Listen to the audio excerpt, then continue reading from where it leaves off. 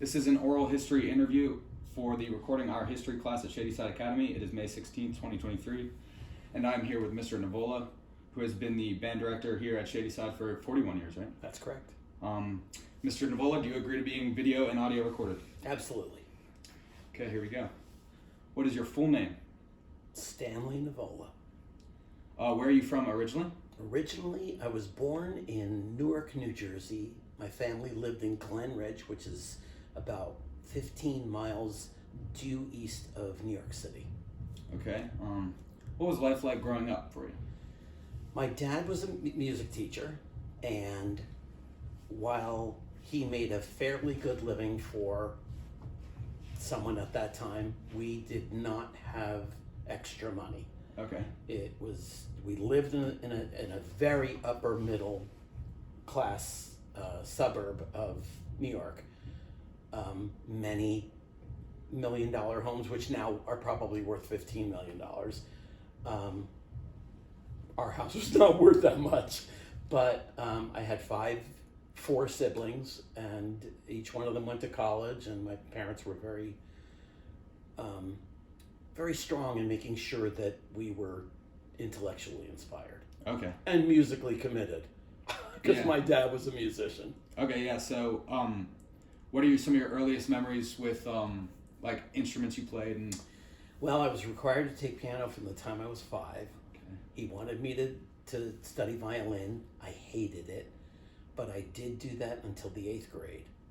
And at that point, I wanted to be a rock star, so I took organ lessons because it was the late 60s and the Hammond B3 and all those great keyboards were becoming popular, and I wanted to do that.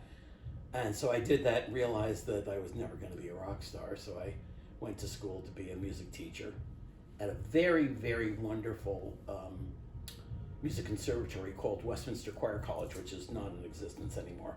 But it was a great experience because we got to perform with the New York Philharmonic Oh, wow. 2 or 3 times a year, and I sang in the choir that was there, and it was renowned. It was a great opportunity. Awesome. I got to work with Leonard Bernstein, one of the greatest American musicians ever. Oh, wow. Okay. So yeah, that was all prior to even knowing about Shady Side, correct? Oh yeah, for sure. Okay. So how did you get to Shady Side, and what decisions made you take the job? Good question. I was happy teaching in New Jersey. As a matter of fact, if you live in the New York metropolitan area, you know nothing of quality exists out of that. You know, if you go to the other side of the Delaware River, there's tumbleweeds. You know, maybe there's Chicago and LA, but otherwise, Yeah. you know, it's inferior to New York. That's what most New Yorkers feel. Mr. Coyne, you'll enjoy that. So I got a job at a middle school, as a matter of fact, teaching music. But I knew that we were not going to end up in New Jersey because my wife's family lives in Indianapolis, and living in New Jersey, we met at college. It was 16 hours to drive to her family, and that was not fair. So I knew we would end up somewhere in this area. My intent was that we would move to Cleveland because I'm a Yankee fan. I used to have a Yankee thing up there, but of course everything's gone. And I could go to Cleveland games and watch the Yankees. And I was nearing the end of the school year in 81, I think. And I was riffed from my job. That is a reduction in force. I'm not going to go through the whole gory detail, but they had to fire 4 teachers. I was one of those 4, so I was relieved of duty. So I called one of my buddies who taught at Shady Side Academy and said, he had called me maybe a month before and said there's a job open. And I called and said, is that job still open? He said, it is. Do you want it? I said, I have to have it. And he said, okay. And I came and did an interview with, I just had his name. Not going to get it. Maybe later. And met Emerson Johnson, and the rest is history. We moved in the August of 82, I think 82, and we lived on the third floor of Bayard, which is where all the business office is. And it was great because coming from the New York area and moving to Pittsburgh's cheap. I mean, it's compared to New York, we like got a 50% raise. Oh, wow. And so life was good. It was meant to be. We knew that we were in the right place. Yeah. Okay, cool. So this was your first Did time? I answer the question? Yeah. Okay, good. So this was your first time in Pittsburgh then too, right? Well, my buddy who had gone to Westminster Choir College with my wife Lisa and me had invited us out the year before because he had just installed a recording studio, and we had a singing group that did some recording with a reel-to-reel recorder. That's, you know, those things that go like this. Oh yeah. And so I had been to Shady Side and had seen the renovation that they had done in the basement of Morewood, and I was very excited about that possibility. And then I was hired, so it was great. Yeah. Interesting. And I got to live here for free. Yeah. That was. Yeah. Yeah. So first impressions. What were your first impressions of campus life? Just everything about Shady Side. Well, like I said, I felt like we were meant to be here. It Yeah. was cheap. You know, to go to the symphony was cheap. To go to the well, at that time it was Three River Stadium, which was I have to be nice, right? It was a football stadium. It was not a baseball park. Okay. And I was used to going to Yankee Stadium or Shea Stadium, which had grass and, you know, and Three Rivers was a cement jungle. It was horrible. But it was cheap. We could go to the game for $10 for the two of us. And when my family came, you could, as long as you could carry your kids in. So we went to a lot of baseball games. Pittsburgh is a beautiful city because of the geography, the water and the hills. Maybe I should say topography. Yeah. But it's also very culturally rich. Yeah. We have a great music. We have a great history. You know, the museums are amazing, and the three great universities here provide all kinds of great opportunities. Yeah. So I was sold. I did not love New York City. It was if you didn't live aggressively, you were left behind. Okay. So I was happy to move to a city that was just a little bit, you know, the whole concept of the Pittsburgh left. Do you know the Pittsburgh left? I'm not familiar. Okay, so if you're at a 4-lane road, you know, 2 lanes and 2 lanes, the person in the left almost has the right of way to turn. People often stop and let that person go. Oh, yeah. You do that in you do that in New York, you get shot. So just that kind of thing. Yeah. A very unusual and almost caring, almost, you know, it's more of a community, small town, big city. Yeah, totally. So just differences. What would you say are things that when you first got here, like, what are some of the things you miss about how Shady Side used to be? If there's anything. Yeah, there's lots. Oh. It was more of a community. It was not 7-day, it was 5-day boarding. Mm-hmm. So on the weekend, this place was utopia because it was just the faculty members and their families. So we could play on the quad and just have undisturbed time. Not to mention the fact that we're getting paid almost nothing and living in Fox Chapel, which, you know, we never locked our doors. We didn't lock the car doors because who's going to come onto the campus to steal a Chevy when they could go next door and steal a Rolls Royce? Yeah.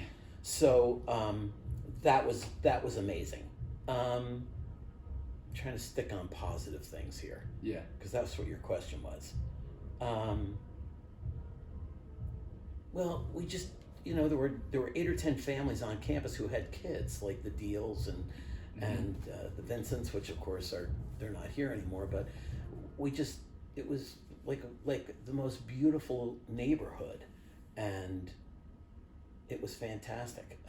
I could eat at least 2 meals, often 3 meals at the dining hall. My family could eat at dinner every day except for Saturday and Sunday, obviously. But it was cheap. because we lived in a dorm, we had no rent, we had no cable, we had no electricity. The only thing we had to pay for was phone. So the cost of living was dirt cheap, and so that was fantastic. I'll try to think of some other things, but So just excuse me. I wasn't actually familiar. I wasn't aware that you had lived on campus. How long did you live on there for? 12 years. Oh, wow. 2 years we lived above, on the top floor of Bayard, and then when our kids started coming, we moved over to what was called Ellsworth, now it's called Hunt, and that was a girls' dorm, and my wife ran that dorm, and we lived there from 84 to 93, I think that's right.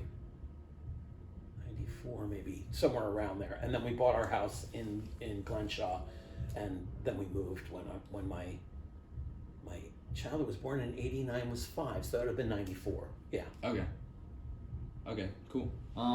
So you were hired as a band director, or were you initially a band teacher? I was hired as a band director. There was no band program. Okay. There was a jazz ensemble, but when I say a jazz ensemble, it had been 1 year, and there were like 5 saxes, maybe 2 trumpets, and 1,300 guitars. That's not true. Probably 5, which you need 2. And so, and we had to meet at 7:30 in the morning before school. It was not during the school day. What I was teaching was a class called Motif and Metaphor, which was an arts class, which was interesting, but I wasn't teaching music. I was teaching art appreciation, which in many ways was good for my intellectual being. I imagine. Not so good for my musical skills and all that kind of stuff. But I did find a church that is right around the corner. I've been a church musician since I was in school.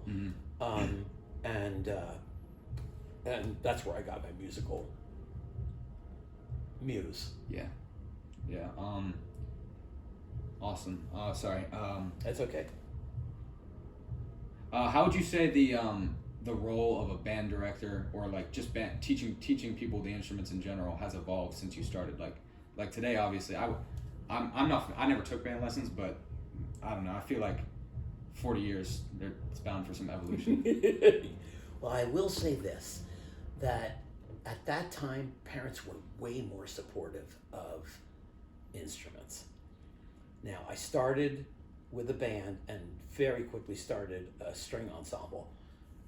We had lots of Asian students, and there were a lot of great players, and it was easy to build that from maybe 10 the first year to 15, 20. I probably had 25 at one point.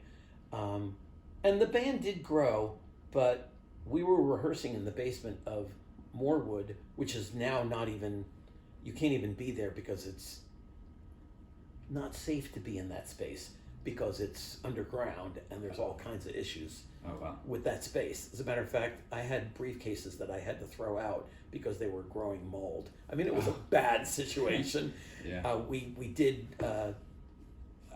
rehearse in Memorial Hall, which you don't even know what Memorial Hall looks like because it actually had a proscenium stage. It actually was a space in which we could rehearse until this building was built. So that was part of it. I was able to pretty much do what I do now, that is teach students private lessons, often in this office or in the band room. But before we moved here, I had to do all the lessons downstairs in Morewood. I was able to get more things after school. Like I had a brass ensemble and a sax ensemble. Several years I had percussion ensembles, and it was much easier to make that happen 30 years ago. Now it's a lot more difficult because students are required to do things that they didn't used to have to do. Like athletics? No, there was always athletics, but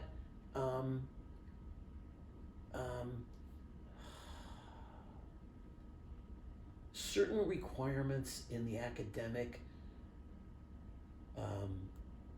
profile have forced kids to take other interests. Oh, okay. In a club manner. Yeah. And it took a lot of kids out of that space, so it's much harder. As a matter of fact, at one point when we opened this building, I had 66 kids in the band. That was amazing. But it just went down and down and down because of requirements that we started having, and students were not able to take music classes. So much so that just before COVID, I was down to about 25 in the band, which is where we are now, recovering from COVID. Yeah. I think that answers your question. Yeah. Okay. So yeah, when I asked you earlier, what are things that you miss about how Shady Side used to be, but what are some things that you're glad have changed? Yeah. Shady Side was an old boys network. I don't know if you know what that means, but those of us in my generation, maybe in the next generation, know what that is, and that is, it was all males. Okay. I mean, Shady Side was all males until 5 years before I came here. So the ratio was 2 guys to 1 girl, and the faculty was even worse. I could say worse. There were no administrators that were females. It was just not part of it. That was bad. Also, it was very much WASP. It was very much white, and there was very little. There were Asians, as I said, but there was very few people of color at the school, and that's not healthy. It's not a healthy environment, as you know. But we didn't know that back then, and so I'm not casting any aspersions on what happened back in the 80s and 90s. We just didn't know. I have to call out Carol G. McGreevy Morales, who started raising that awareness. And I know you don't know that name, but she was one of the ones. She was one of the ones that tried to get us to change from Indians to something else in the late 90s. Oh wow! And we almost had it. It almost worked until alumni, at least the way I recall it, it was that alumni said, "No, you can't change the mascot," which was unfortunate, and it took another 20 years for that to happen. But I'm glad it happened. So So with you were, since you were there with the early years of integration for people who weren't WASPs, right, primarily white. Was there anything that you noticed? It was like some things that you were like, wow, that I'm surprised that happened back then, like bad situations like that. Sort of? Oh yeah, well, they're still happening, unfortunately, but there were some positive things. We lived in the dorm, so we saw people from the Philippines, we saw people from inner city, we saw people from, it was like a UN. A lot of some Europeans, but mostly Southeastern Asians, and it was like a mini UN in the dorm, and that was fantastic because our kids got to grow up in an environment that was diverse, exactly. Yeah, I appreciate that. So this is kind of similar on that same note, but what are some notable differences between your earlier years here and your final? If I wasn't retiring, I probably couldn't say this, but I'm retiring. Yeah. Shady Side has become less of a academic institution and more of a business. Oh wow. Now that may be the trend of what independent schools have to do in order to maintain. But the importance that fundraising and marketing and other sources of gaining money was not present when I first did it. That might have been because the number of people who were willing to give to Shady Side in big amounts was more significant. I don't know. It might just be that the operating budget is so much more expensive now than it was, in 1990. But in certain situations, that's a little discouraging. Yeah. I will say that the student body is way more polite now than they were then. Seldom will I finish a class and someone doesn't, I should say it in the positive. Almost always when I finish a class, someone says thank you. And it's not just out of habit, but it's because they are thankful. Yeah. And that did not happen in my first 15 years of teaching. That's really interesting. It is. It's a wonderful thing. Yeah. It says lots of good things about You know, people always say the good old days. There's no such thing as the good old days. It's what you make of it is what it is. Yeah. Yeah. So, as a Christian, what ways would you say your faith has guided your decisions, just the way you work here, your life at Shady Side? Well, if in any. of course, when you are when you know that Jesus Christ died for your sins and that you are saved, and there is, as long as you are in the presence of God, that you're okay, it frees you to do things that are a little radical, Yeah. that are a little uncomfortable for people. Yeah, like taking risk taking. Exactly. Yeah.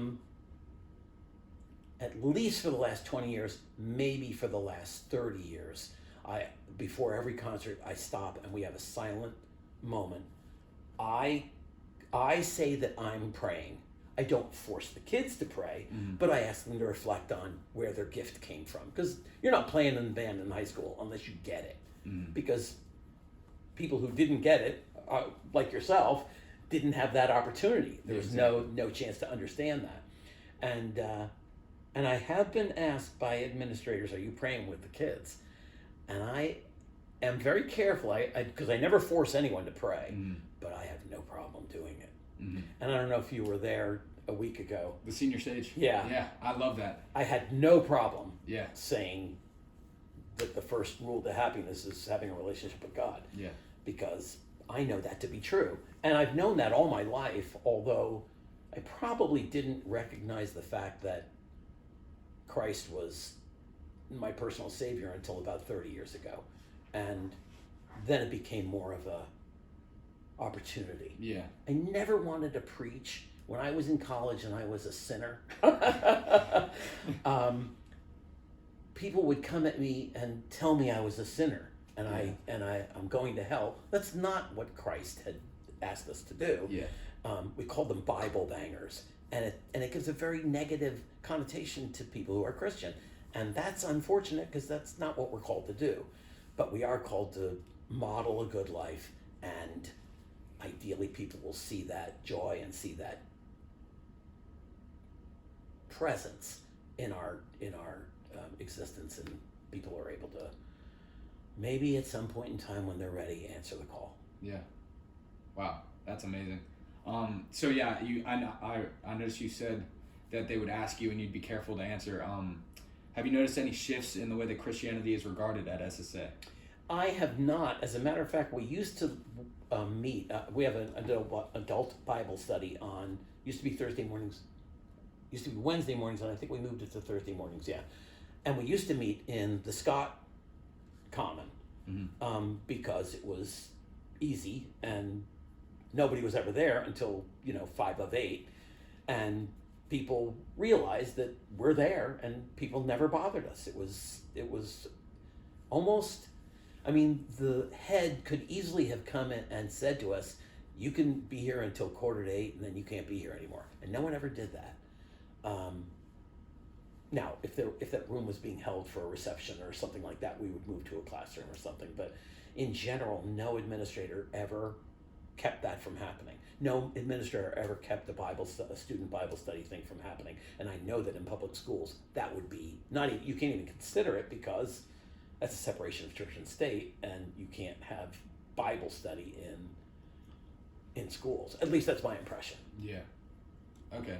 Because I noticed too, I believe, didn't the alma mater used to have something with a mention to God, and then they changed it? I don't believe so. Oh, okay. Pardon me then. I don't believe so. I mean, I have the original in my files. I could pull it out. Okay. I think that the words have always been the same. Okay. I'm not sure that Mr. Steffi, who I think wrote the words, was even a Christian. I don't know that. And that was written 37 maybe? Okay. Hang on a second. Excuse me. I think I have it right here. I do. Yeah, words by Stuart Steffi. That's the cover. Okay. I did make a Xerox of this because the original is in files, but Yeah. that's what it originally looked like. Yeah, and it was Howard that wrote the music, and it was Steffi that wrote the words, and that was in 1937. Okay. Yeah. Okay, I apologize for the mistake then. No problem. This is sort of similar to what are some things you miss, but what would you say some of your favorite memories here are? Well, there's no question about the fact that my family started on campus, and the relationships that we developed here as a family and with other families here are some of the most precious. Mm-hmm. The fact that I was appreciated for what I did. I didn't have any administrator looking over my shoulder saying, you shouldn't be teaching that, or what are you doing, and again, if I was not retiring, I probably wouldn't say this, but independent school administrators know nothing about music. Because if you go to another independent school, you don't find a music program like Shady Side's. It doesn't exist. I brought a public school system into an independent school. So I could have been a total charlatan in this job and no one would have known. Now, fortunately, I had a gift and I was able to share that, and it was a real gift. Although I will admit, I was a choir director. I went to a choir college. Mm-hmm.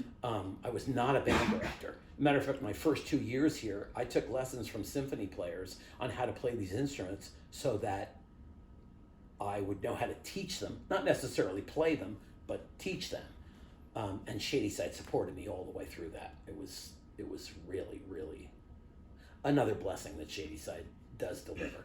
They give all of us opportunities for professional development at every chance that you can possibly take.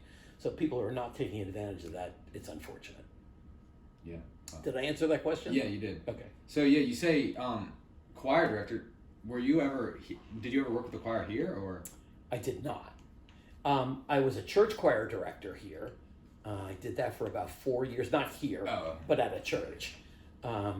It's called Faith United Methodist now. I think it was called Fox Chapel United Methodist at the time.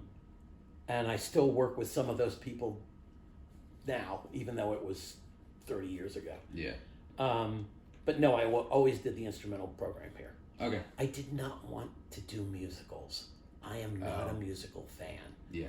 The whole concept of suspending reality and have people dancing in the street or singing in the street or singing when you're not supposed to sing, I don't get it. I'm not a fan of musicals, and I know this is heretical for me to say. It's like saying I don't like football. This is a hot take. Which, by the way, I don't. I had a severe concussion about 9 years ago. I won't delve into that, but the NFL does not take care of their people. Oh, wow. And unless you ask that question, I'm not going to go into it. Yeah, I mean, still, it'd be an interesting topic, but yeah. So, favorite memories, any that are some of your least favorite, would you say? But I would be remiss if I didn't say other favorite memories of the kind of support that I got from parents. Oh, okay. It was tremendous. I still get that support, but even early on when music was not good, I mean, it just wasn't good, I got lots of support and lots of positive strokes in a school that did not have music before I came. Mm-hmm. So I should shout out to Sam Hutchison, who hired me to come here, and he did bring a choral program into the academy. But I was the first one to really create a program. Okay. At Shady Side. Yeah. Bad things that I talked about the Old Boys Network. Mm-hmm. What was the specific question about negative?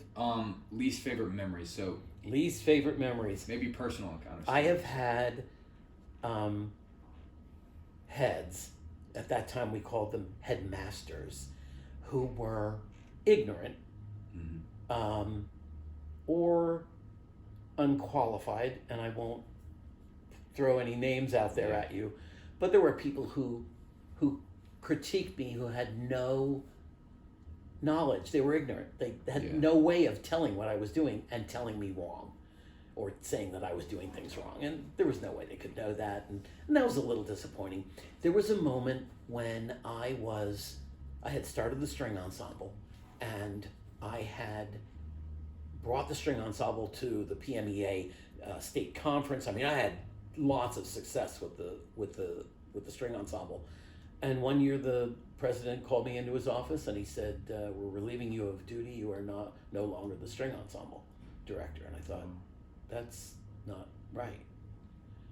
And his reasoning was sound, because usually the choir director is doing the strings because that's what, there's soprano, alto, tenor, and bass, and there's violin, violin two, viola, and cello. So those work out pretty synonymously, but it was my program and I did not want to lose that. Mm-hmm. And that was very disheartening. I actually thought seriously about leaving Shady Side at that time. Oh, wow. What made you decide to stay? It was the secretary, Kathy Fabeck. I was obviously morose, and I had walked into the office. She said, "What's your problem?" And I explained that story. And she said, "Wait a minute, let me get this straight. They're taking a class away from you, and they're not paying you any less, and you're complaining?" And I thought, that's one way to look at it. Okay. So, I was able to get over it. New perspective on it. Exactly. Yeah. Right. As someone with a clear passion for music and band in general, what ways will you continue to express these passions after Shady Side? As I said, I've been a church musician all my life. I sing in an excellent choir, Calvary Episcopal Church, which is in Shady Side. A majority of the people in that choir are at least music minors, if not music majors, and it's an amazing musical group. It feeds my soul, not only spiritually but also musically. I've been teaching piano since probably, I started when I was 16, so I will continue teaching private piano lessons. It's a little harder to get students at this point, especially after COVID, but if I can have 5 or 10 students, I will do that. And I also have a plan to start an alumni jazz ensemble. Oh. Which maybe will grow into a North Hills jazz ensemble, because there is no such thing. There's no adult jazz band on the north side. There's 2 south of, in the South Hills and out to the west, but I don't think there's anything between Cranberry and here. So I'm hoping to make that happen, so that in 10 or 15 years I can hand that off to somebody else, and maybe Mr. Hughes is coming in my place, and Shady Side can be the hub of a jazz community. So I'd say it's safe to say that although you are retiring, this will not be the last time you will be on campus. You'll definitely. That is my hope. Yes, that's true. Yeah. Awesome. 41 years. What made you decide that now was the time to retire? Mostly a financial decision. I love teaching. Mm-hmm. I love teaching music. I love teaching in this building. I love making music with Shady Side students. I am not too old to do that, although I'm not as good as I was maybe 10 years ago. There are things that I forget or whatever. But there's been a lot of change, and I don't think for the better. I think moving to semesters is a very good idea. I think that we should have done that years ago. I think the mini semester is challenging. Let's just say it that way. I won't put any negative or positive spin on it. I think moving the middle school to the senior school is going to be a very interesting dynamic. Yeah. I hope that it's a good situation. But ultimately, it's the point that those of us who are counting on Social Security, I can collect my full Social Security in October. Okay. And so I turned 66 in April, 6 months after I can start collecting my full amount. And that was the final decision that made sense. Yeah, that's interesting. Mostly financial, but I'm tired. I've been doing this a long time. Yeah. What's something that what do you think you'll think about or you'll miss the most from here? No question about the kids. Okay. Kids, if you're a real teacher, you are called to do that job. You don't learn how to do it. It's in your soul. It's in what you are given. It's your DNA. You can't learn how to be a teacher. Now you can learn how to be a better teacher, but it's almost like being called to be a spiritual leader. Mm-hmm. That's something you have to have. And I believe teaching is that way. And I would say that 95% of our teachers have that call. Mm-hmm. The ones who don't last, and they leave. And most of that is because we have an incredible student body. As I said in my speech last week, I mean, a lot of people are here because their parents understand the value of a good education, but I think most students understand that even though this is a ridiculous place as far as the amount of work you have to do, Mm-hmm. it's all worth it. Yeah. There are almost no students who come back and say, I was really not prepared for college. Almost everybody says, I know more. I know how to write. Nobody knows how to write. Yeah. And students appreciate what you're doing, and I won't get any of that. And that, I'll miss that a lot. Yeah. Because that, again, feeds your soul as a teacher. Now I'll have other ways in which that can happen. And I have 7 grandchildren who I intend to visit a lot. That's awesome. And so that will fill some of that void. Yeah. Yeah. All right, this is my last one. If you could give one piece of advice to the new faculty member taking your place, what would it be? Yeah, I wish you had given me that question ahead of time. Oh, sorry. Fortunately, the guy who's taken over from me was a high school band director at Riverview before he came to Shady Side, I think 5 or 6 years ago, and taught at the middle school. So he knows a lot of what is necessary to be successful. Be consistent. I think the most important thing when you're a teacher is that students know what's expected of them. Mm. You can't start being nice and then expect more.